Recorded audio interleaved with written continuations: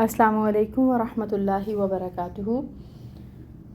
الحمدللہ، اللہ تعالیٰ کی مہربانی کے ساتھ اس کی دی گئی توفیق سے انشاءاللہ تعالی آج ہم سورۃ العلق کی آیہ نمبر 15 پڑھیں گے۔ سٹارٹ کرتے ہیں۔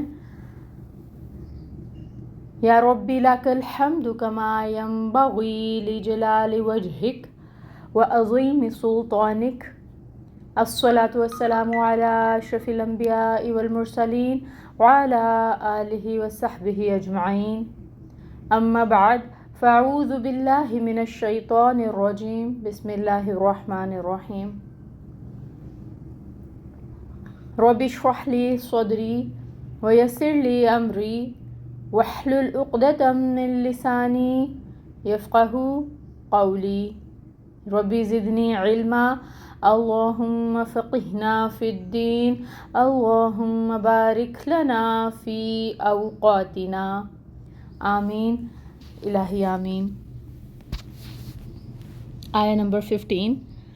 کلا، ہرگز نہیں، لئن لم ینتہی، البتہ اگر وہ باز نہ آیا، لنسفعا، البتہ ہم ضرور کھینچیں گے یا ہم ضرور گھسیٹیں گے، بالناصیتی، پیشانی کے بالوں سے۔ بامحاورہ ٹرانسلیشن ہوگی، ہرگز نہیں، اگر وہ باز نہ آیا تو ہم اس کی پیشانی کے بال پکڑ کر اسے کھینچیں گے۔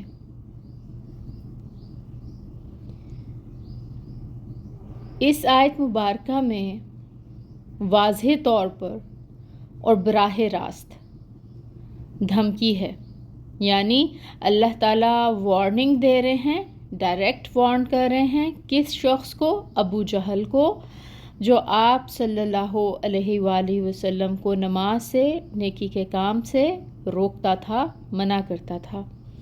اور یہ دھمکی شدید الفاظ میں ہے۔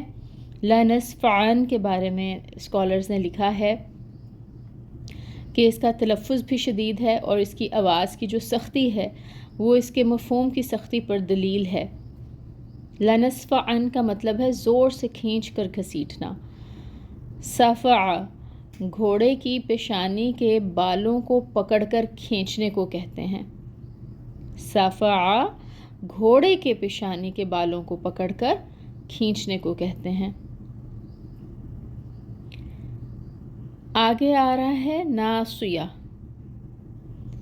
اب جو سر کے اگلے بال ہوتے ہیں پیشانی پر، ان کو کہا جاتا ہے۔ اب یہ جو پیشانی ہے یہ سرکشوں اور متکبرین کے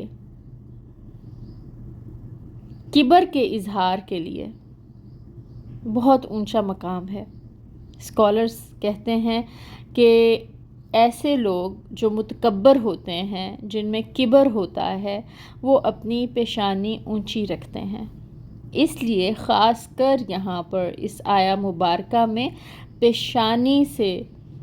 پیشانی کے بالوں سے کھینچ کر، گھسیٹ کر اس کو سزا دینے کی بات کی جا رہی ہے، کیونکہ جس شخص کے پیشانی کے بال کسی کے ہاتھ میں آ جاتے ہیں وہ مجبور ہو جاتا ہے انسان۔ آپ نے دیکھا ہوگا کہ اگر کسی کو پیشانی کے بالوں سے پکڑ لیا جائے تو پھر وہ پورا کا پورا ایک طرح سے قابو میں آ جاتا ہے اور مجبور اور مقہور ہو کر رہ جاتا ہے۔ لاسٹ آیہ مبارکہ جو تھی، آیہ نمبر 14، اس میں ہم نے دیکھا تھا الم یعلم بأن اللہ یری، کیا نہیں وہ جانتا کہ بے شک اللہ دیکھ رہا ہے؟